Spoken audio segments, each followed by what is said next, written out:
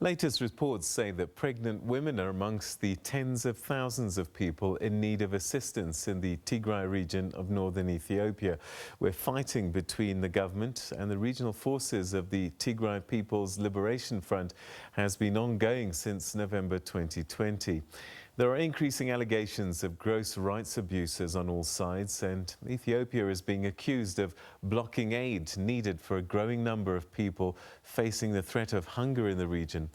I spoke to William Davison, who's the International Crisis Group's senior analyst on Ethiopia, and he began with an update on what has been happening in Tigray since the conflict began there towards the end of last year.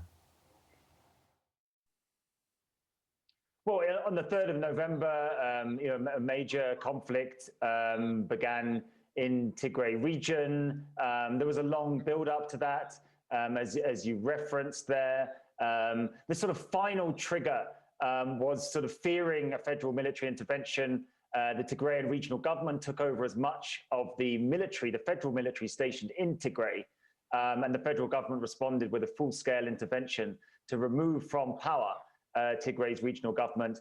That was achieved at the end of November. The federal government sort of took over the regional government apparatus, and I guess Tigray's former leaders at that point sort of became some sort of rebel entity. But then since then, the conflict has been ongoing one way or the other. And we have not only a very serious conflict with all sorts of atrocities, the heavy involvement of Eritrea's military, and many allegations of atrocities against Eritrea. We also have a very serious humanitarian situation developing as a result of this conflict. All right, there's quite a number of things that you mentioned there. Let's start with the occupation or the takeover of the region. Abiy Ahmed declared victory. So why is there still a conflict?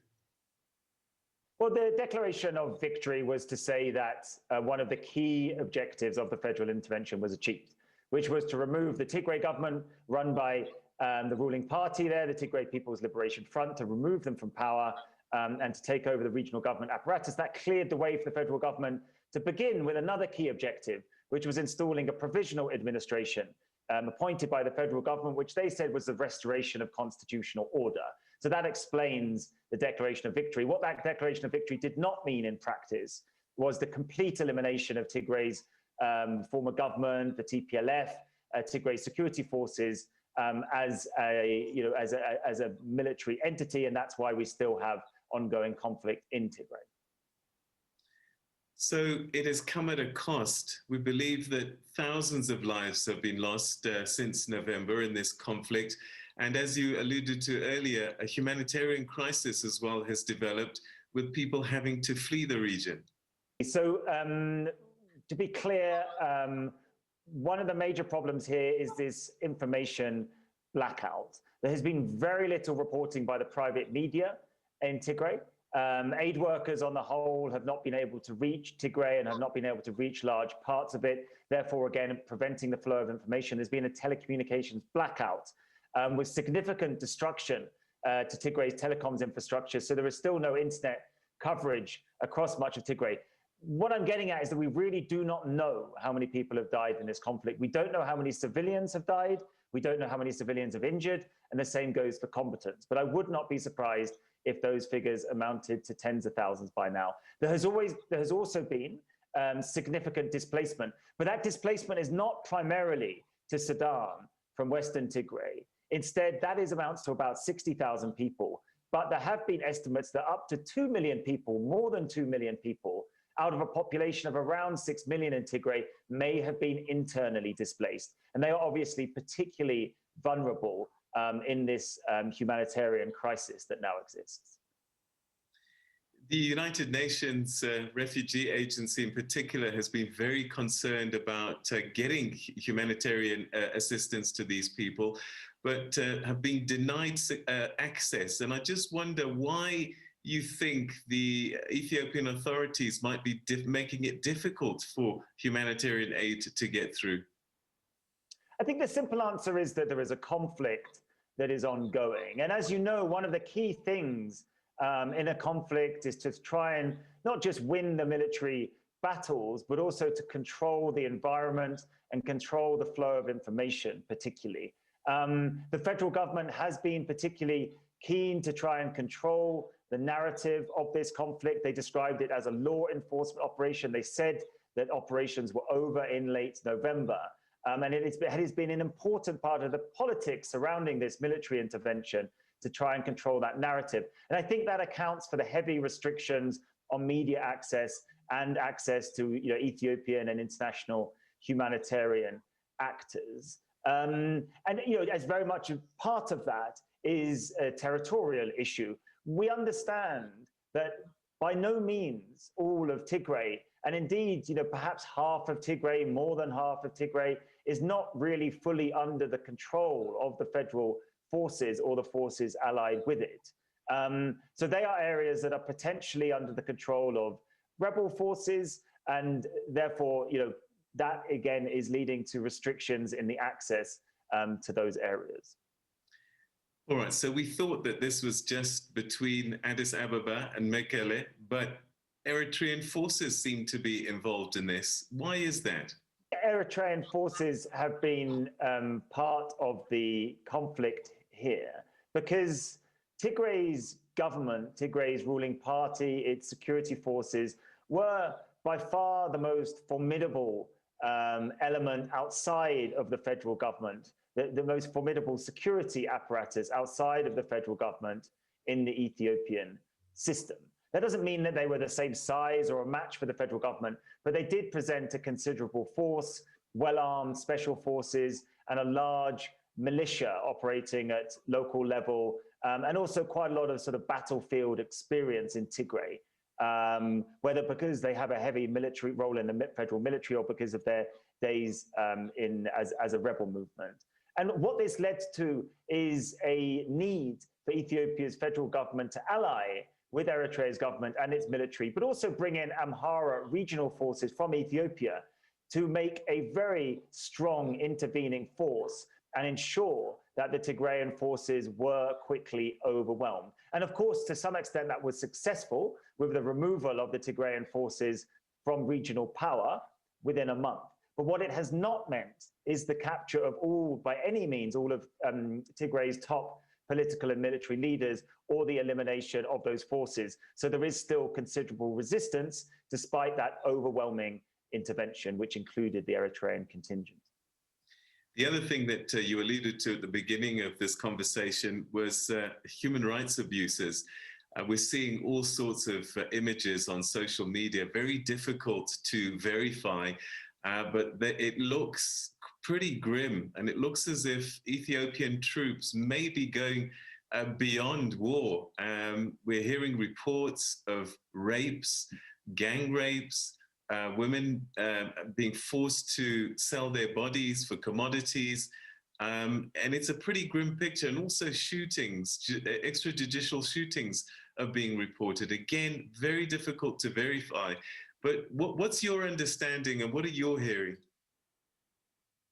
Well, obviously, I'm hearing similar reports, many different reports of various atrocities, whether it's the shelling of urban areas by the federal forces that was reported by Human Rights Watch. The Ethiopian federal government, the Ethiopian Human Rights Commission has confirmed many incidents of sexual violence, and there have been convincing reports, media and other reports of gang rape of Tigrayan victims by soldiers. There was also the early report of a major massacre in Western Tigray that one side blamed on a Tigrayan militia. Tigrayans who fled to Sudan said that it was invading Amhara militia who massacred Tigrayans. So all sorts of reports of atrocities. And I think, to try and offer some sort of explanation here, obviously war often comes with all sorts of brutality. And so this shelling of urban areas, that is part of this, overwhelming invasion where, by no means all the laws of war were respected. But then we also have some of the sort of, let's say, the political dynamics accompanying this. Now, I've talked about the continuing Tigrayan resistance.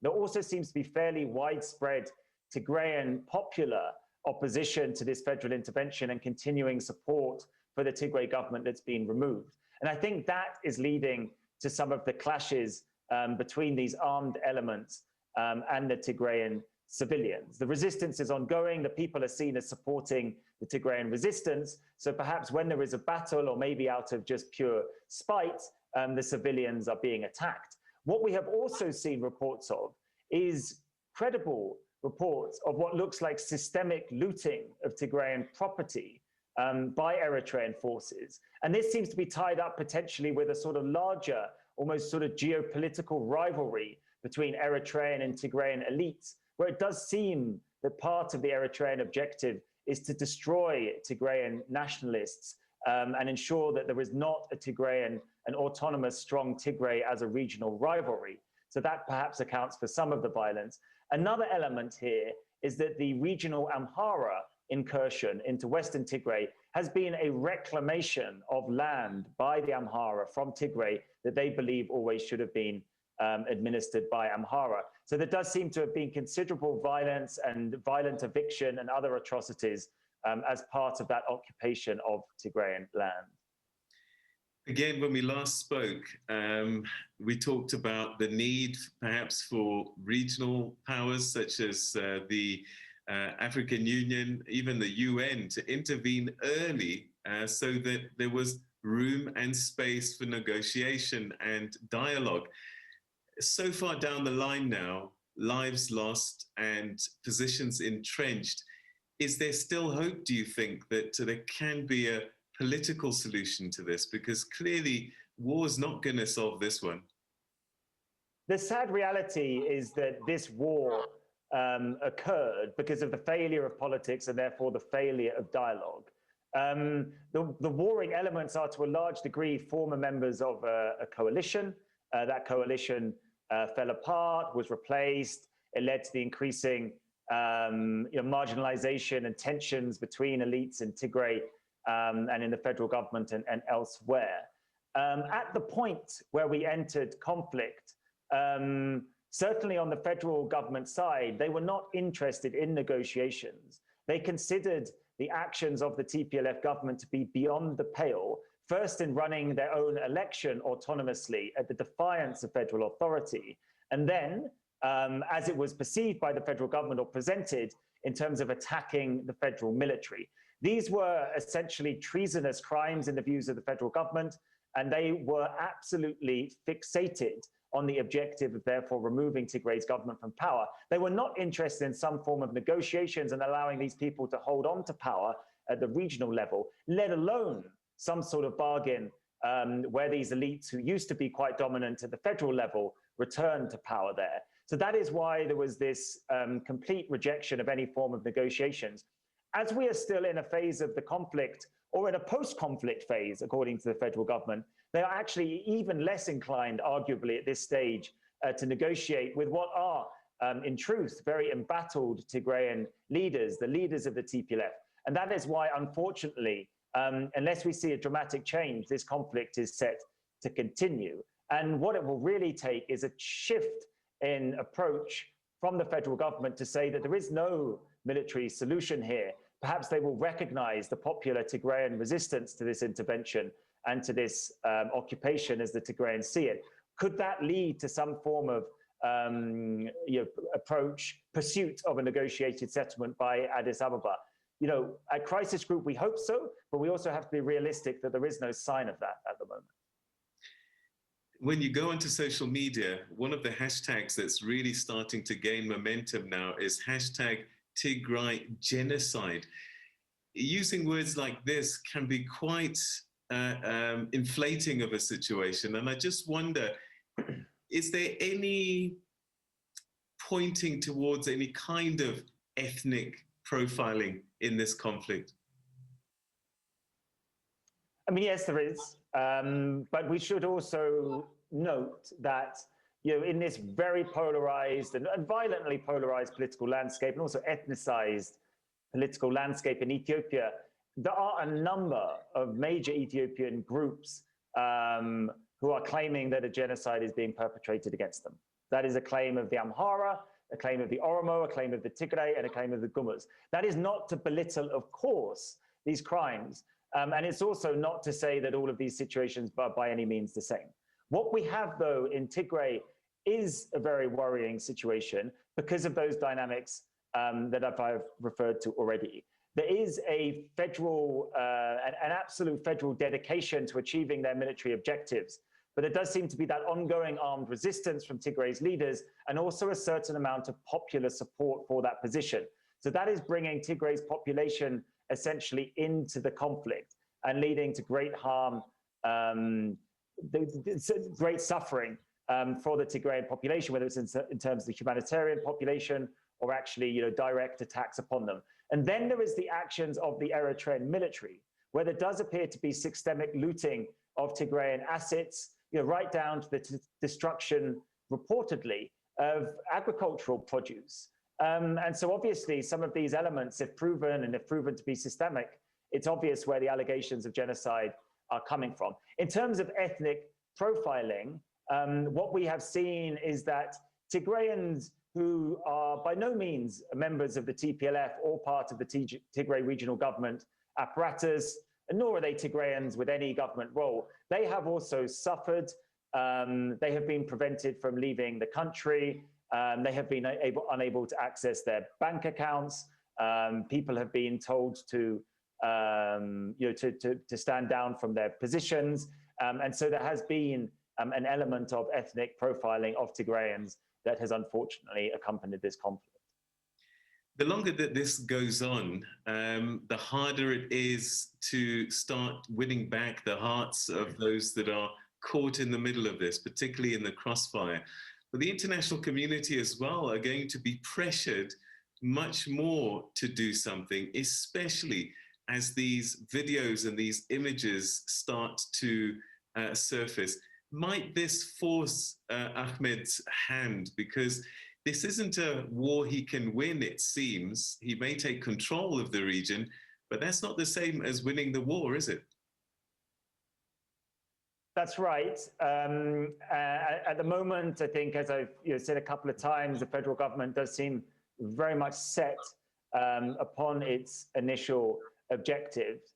On the other hand, clearly, the costs are mounting here. There is increasing international pressure. Notably, there doesn't seem to be that much domestic pressure from the rest of Ethiopia for the federal government to switch tack here. But of course, we all hope, those of us who understand that to be mass civilian suffering here, those of us who assess that there isn't really a military solution because of the Tigrayan opposition, the popular Tigrayan opposition to the intervention, and therefore, quite resilient, what is likely to be ongoing armed resistance. We do hope that a renewed assessment and that there is a rethink from Addis Ababa here.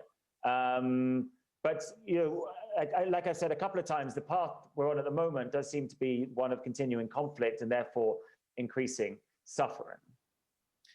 We know, and quite obviously, why it matters for the people in Ethiopia, particularly in Tigray. Why does this matter for the region?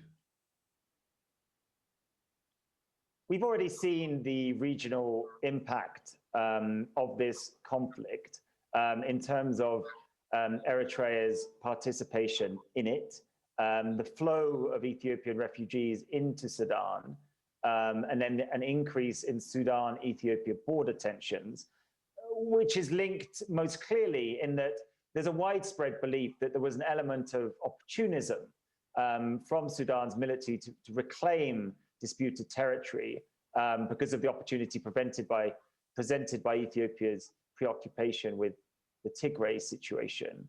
And of course, the real danger here is that this conflict continues. Perhaps it spreads into Sudan or Eritrea in a more impactful way. Could it lead to some form of regional conflagration if the Sudan-Ethiopia tensions get out of hand? And then also the dynamic that we must not forget is that whilst Ethiopia is fragile, but there have not been no dramatic repercussions in terms of Ethiopia's stability from the Tigray conflict yet.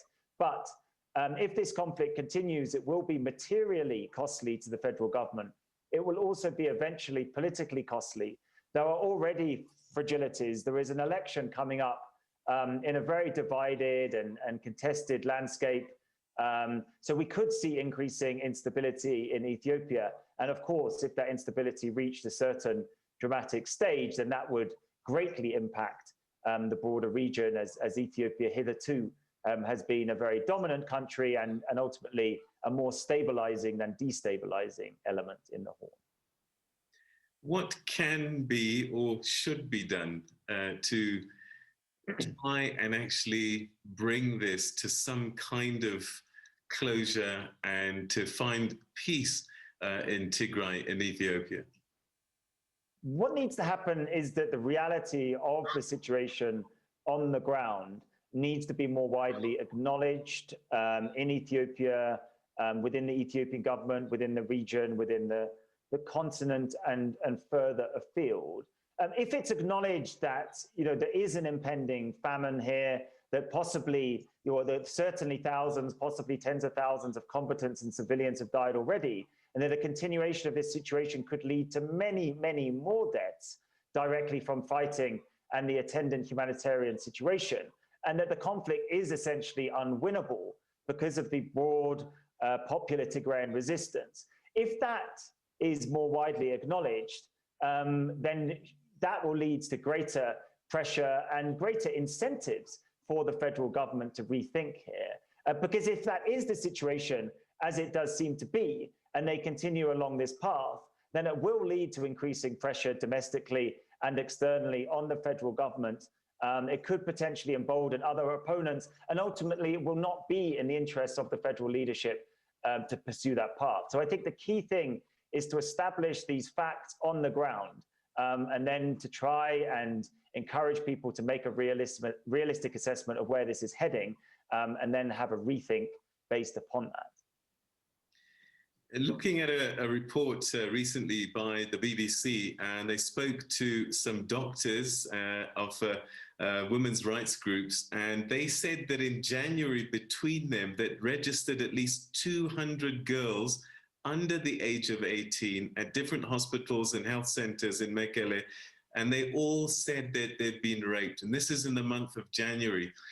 If this is true, surely this is now a situation for the Security Councils of the UN and the African Union. There's no doubt that the severity of the political situation, the conflict situation, and the humanitarian situation, and all of these atrocities, including sexual violence, that are being reported, there's no doubt that this is worthy of the attention of those various institutions and organs that you refer to. Of course, the difficulty is just getting the issue tabled, whether it's at the African Union PSC or whether it's at the UNSC. That doesn't necessarily mean we will see any meaningful action here. So I think that's why I'm focused on trying to establish more about those types of devastating facts that you're talking about, and then using that to try and convince more actors that again some sort of rethink, some sort of pause is needed here.